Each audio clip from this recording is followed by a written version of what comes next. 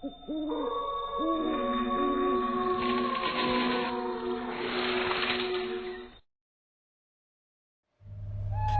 से घिरे घने जंगल में एक लड़की के बाल बिखरे हुए थे और शरीर पर काफी चोटें थी। वो वहां किसी से अपनी जान बचाकर भाग रही थी, पर अचानक से एक साया उसके सामने आता है और उसकी चीख उस घने जंगल में गूंजती है।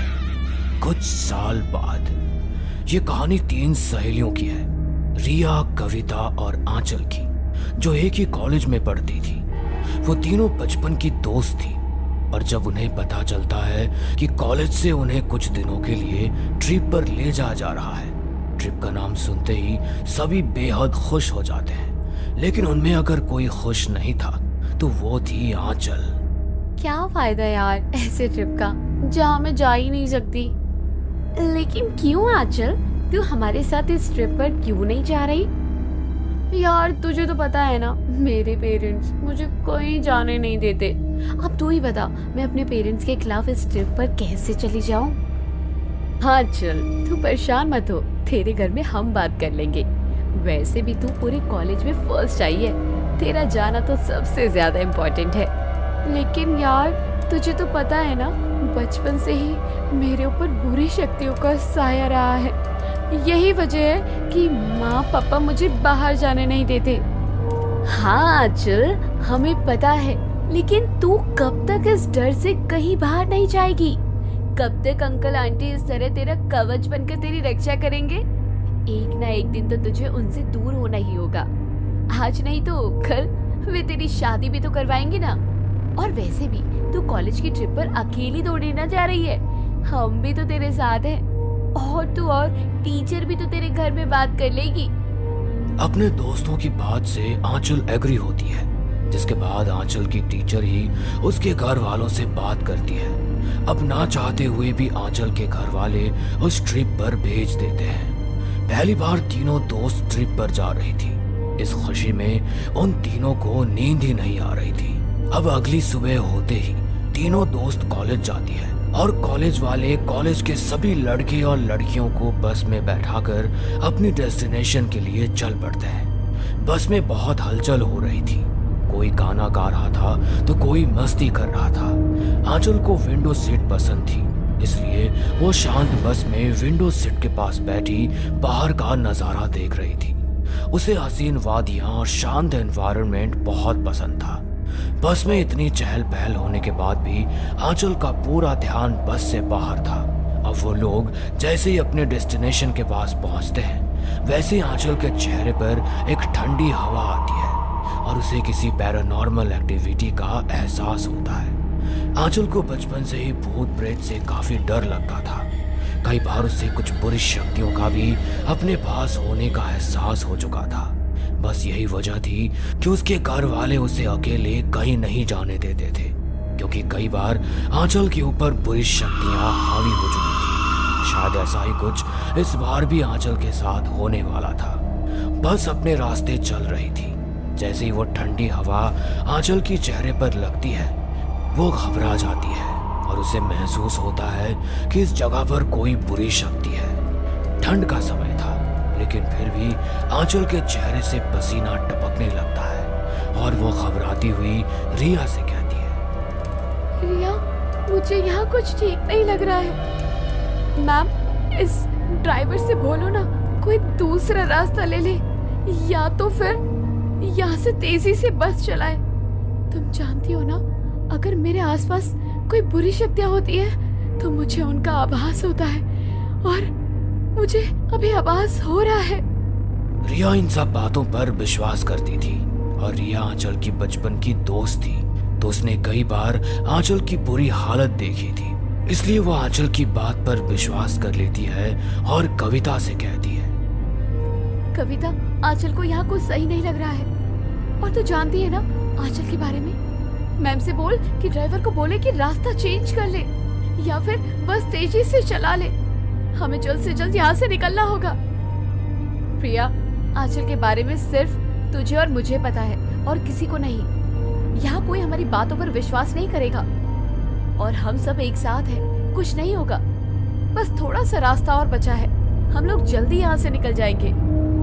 तीन सहेलियां आपस में बात कर ही रही होती है कि अचानक से बस रुक जाती है और बस के पीछे से धुआं निकलने लगता है। अचानक से ब्रेक लगते ही आंचल समझ जाती है कि कुछ गलत होने वाला है, पर बस में बैठे बाकी सभी इसे एक अनहोनी समझते हैं। अब सभी बस से नीचे उतरते हैं और ड्राइवर बस को देखकर टीचर और कॉलेज के सभी बच्चों से कहता है, मैडम बस खराब हो गई है, अब ये बस नहीं चल पाएगी। हमें किसी मैकेनिक को बुलाकर इस बस को ठीक करवाना पड़ेगा। ड्राइवर, ये तुम कैसी बातें कर रहे हो? हम हाईवे पर हैं। इतनी रात में यहाँ पर मैकेनिक कहाँ से मिलेगा? मैडम, हमारा यहाँ ज्यादा देर रुकना सही नहीं है, हमें यहाँ से चलना चाहिए। हाँ, कुछ तो करना ही पड़ेगा। ये बस भी ना इसी समय पर धोखा दे जाती है। चलो हम सब थोड़ा आगे चलकर देखते हैं, क्या पता आसपास में रहने के लिए कोई होटल मिल जाए। इतना बोलकर कॉलेज के सभी स्टूडेंट एक साथ चलने लगते हैं। सब आपस में उस रास्ते को एंजॉय कर रहे थे, पर आंचल अब भी डरी सहमी चल रही थी। आंचल को अब भी ऐसा महसूस हो रहा था जैसे कोई उसके पीछे है, कोई उसके साथ चल रहा है। आंचल रिया और कविता से कुछ बोलती उससे पहले ही उसे महसूस होता है जैसे पीछे से किसी ने उसके कंधे पर हाथ रखा हो। आंचल डरती हुई पीछे मुड़कर देखती है, लेकिन वहां कोई नहीं था।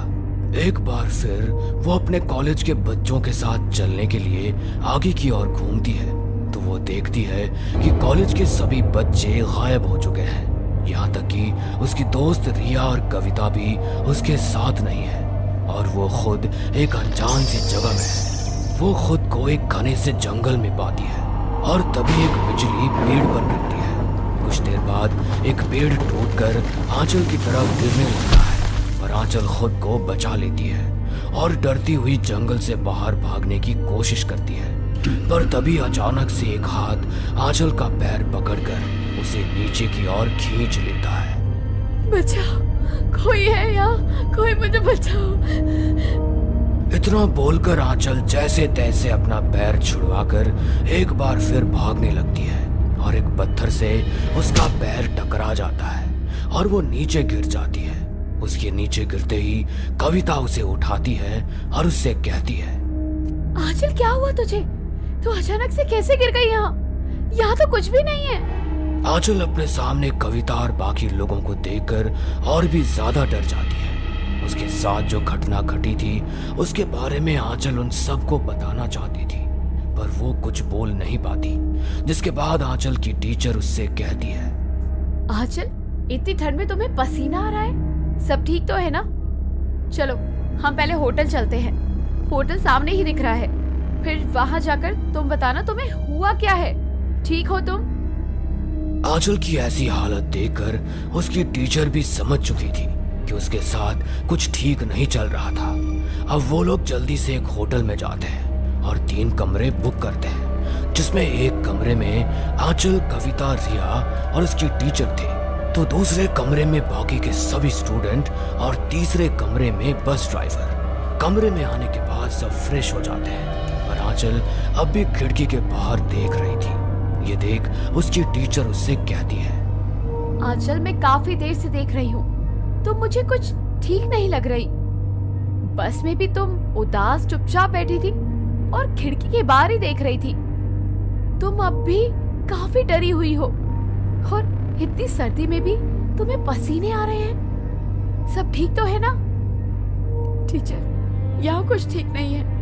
मैं जानती हूँ आपको मेरी बात पर विश्वास नहीं होगा, पर बचपन से ही मुझे पैरानॉर्मल एक्टिविटीज का आभास होता है और यहाँ रात में हमारे लिए रुकना खतरे से खाली नहीं है। ये पूरा गांव ही शैतानी शक्तियों से भरा हुआ है जो मुझ पर हावी होने की कोशिश कर रहा है। मुझे डर है कहीं भी मुझे अपना शिकार न बना ले। आंचल की बातों से टीचर भी डर जाती है, पर उनके पास दूसरा कोई रास्ता नहीं था, इसलिए वो रात बिताने की सोचती है। आंचल की टीचर आंचल को और उसकी दोस्तों को कुछ तो समझा देती है, पर जब से उसने आंचल के मुंह से ये सब कुछ सुना था, तब से वो खुद भी अंदर से डर चुकी थी। अभी वो लोग सही से आराम भी नहीं कर पाए थे कि अचानक से उनके कमरे का दरवाजा कोई जोर जोर से पीटता है। इस वक्त कौन हो सकता है और इतनी तेज से दरवाजा कौन पीट रहा है? लड़कियों, तुम डरो मत, मैं हूं ना, मैं देखती हूँ। पर मैम, इस वक्त दरवाजा खोलना सही नहीं रहेगा, रहने देते हैं। बहुत जल्द सुबह होने वाली है, अब सीधा सुबह ही दरवाजा खोलेंगे। रिया, ये तुम कैसी बातें कर रही हो? क्या पता बाहर हमारा कोई साथी हो जिसे हमारी मदद की जरूरत हो। ऐसे में हम स्वार्थी नहीं बन सकते। इतना बोलकर रिया की टीचर दरवाजा खोलती है और वो दरवाजे के बाहर बस ड्राइवर को देखते हैं। बस ड्राइवर को देख सभी हैरान हो जाते हैं और टीचर बस ड्राइवर से सवाल करती है, ये क्या बदतमीजी है? आखिर तुम इतनी रात को इतनी जोर से दरवाजे को क्यों पीट रहे हो? तुम्हारे पास मेरा फोन नंबर भी तो है, तुम मुझे फोन भी कर सकते हो। जानते हो तुम्हारी वजह से लड़कियां कितनी ज्यादा डर गई हैं। माफ करना मैडम, पर फोन में नेटवर्क नहीं आ रहा, इसलिए फोन नहीं कर सका। वैसे मैंने यहाँ के होटल स्टाफ से बात की तो उसमें से एक मैकेनिकल इंजीनियर निकला। उसने कहा है कि वो बस ठीक कर देगा। एक बार आप उस मैकेनिक से बात कर लीजिए, वो पैसे थोड़े ज्यादा मांग रहा है। अच्छा ठीक है, तुम चलो। लड़कियों, दरवाजा बंद कर लो, मैं अभी 5 मिनट में आती हूँ। इतना बोलकर टीचर बस ड्राइवर के साथ चल देती है और थोड़ी ही दूर जाकर बस ड्राइवर अपनी गर्दन पीछे की ओर घुमा लेता है और आंचल को देखकर एक डरावनी हंसी हंसता है। ये देखकर आंचल की आंखें फटी की फटी रह जाती है, क्योंकि ये नजारा सिर्फ और सिर्फ आंचल ही देख पा रही थी। आंचल अपने दोनों दोस्तों को इस बारे में बताती है। रिया, कविता, टीचर जिसके साथ गई है वे हमारा बस ड्राइवर नहीं है, वे कोई बुरी शक्ति है। हमें अपनी टीचर को बचाना होगा। आंचल, ये तो क्या कह रही है? क्या तूने सच में फिर से कुछ देखा? हाँ। ये सुनते ही रिया और कविता के होश उड़ जाते हैं। अब वो तीनों अपनी टीचर को बताने के लिए आगे जाती है, पर तभी उनके रास्ते में उनका बस ड्राइवर आता है, जिसकी हालत काफी खराब थी। वो उनके सामने आते ही उनके पैरों के सामने गिर जाता है और अधमरी हालत में कहता है, जल्दी से कॉलेज के सभी बच्चों को बचाओ, सभी की जान खतरे में है। इतना बोलकर बस ड्राइवर अपना दम वहीं तोड़ देता है। बस ड्राइवर को अपने सामने मरता देख रिया और कविता को आंचल की कही हर एक बात पर यकीन हो जाता है और बस तीनों अपनी टीचर को बचाने के लिए उनके पीछे भागती है, जहाँ वो देखती है कि उनकी टीचर और कॉलेज के बाकी बच्चे उस आत्मा के वश में हैं और वे सभी खाई की तरफ आगे बढ़ते जा रहे हैं। टीचर रुक जाओ, आगे खाई है। आप सबको क्या हो गया है? आप सब हमारी आवाजें क्यों नहीं सुन रहे? हाँ चल, अब तू ही कुछ कर सकती है, कुछ तो करके देख। हमारी आवाज क्यों नहीं सुन रहा कोई? उन सबको कुछ हो जाए उससे पहले तो कुछ कर। अब रिया और कविता को सिर्फ आंचल से ही उम्मीद थी, क्योंकि आंचल बचपन से ही बुरी शक्तियों के बीच पली बड़ी थी और वो बुरी शक्तियों को पहचान सकती थी। आंचल अपने गले के ताबीज पर हाथ रखती है और कुछ मंत्र पढ़ते हुए उन सबको बचाने के लिए आगे बढ़ती है कि तभी उसके सामने एक भयानक काला साया आ जाता है। उस काले साये को देख आंचल का माथा पसीने से भीग जाता है, लेकिन फिर भी आंचल हिम्मत नहीं करती और वो आगे बढ़ती है। लेकिन तभी पीछे से एक काला साया आता है और रिया और कविता को हवा में उड़ाकर खाई में फेंक देता है। खाई में गिरते ही रिया और कविता की मौत हो जाती है। अपनी आंखों के सामने अपने दोस्तों का अंतिम समय देखकर आंचल जमीन पर बैठ जाती है कि तभी उसे वहां पर किसी के जोर जोर से हंसने की आवाज सुनाई देती है। तुझे क्या लगा कि तू अपने इस ताबीज की शक्ति से इन लोगों को बचा लेगी? नहीं मूर्ख लड़की, तू आत्माओं की दुनिया में है, तू इस काली अंधेरी में है, तू किसी को नहीं बचा सकती। आंचल कुछ बोलती कि तभी वो काली रात और घनी हो जाती है और उस काले अंधेरे में न सिर्फ आंचल की टीचर बल्कि उसके कॉलेज के सभी स्टूडेंट जो ट्रिप पर आए थे उस खाई में एक एक कर अपनी छलांग लगाते हैं। आंचल सभी को आवाज लगाती रहती है, वो चीखती रहती है, लेकिन उसकी कोई नहीं सुनता और इस तरह आंचल के साथ आए हुए जितने भी लोग थे उन सभी की मौत हो जाती है। अगर कोई बचता है तो वो थी आंचल, क्योंकि उसके गले में वो लॉकेट था। आंचल अपने सामने अपने सभी दोस्तों और टीचर के मृत शरीर देखकर वहीं बेहोश हो जाती है और जब अगली सुबह उसकी आंख खुलती है तो वो खुद को अस्पताल में पाती है। उसके आसपास पुलिस थी।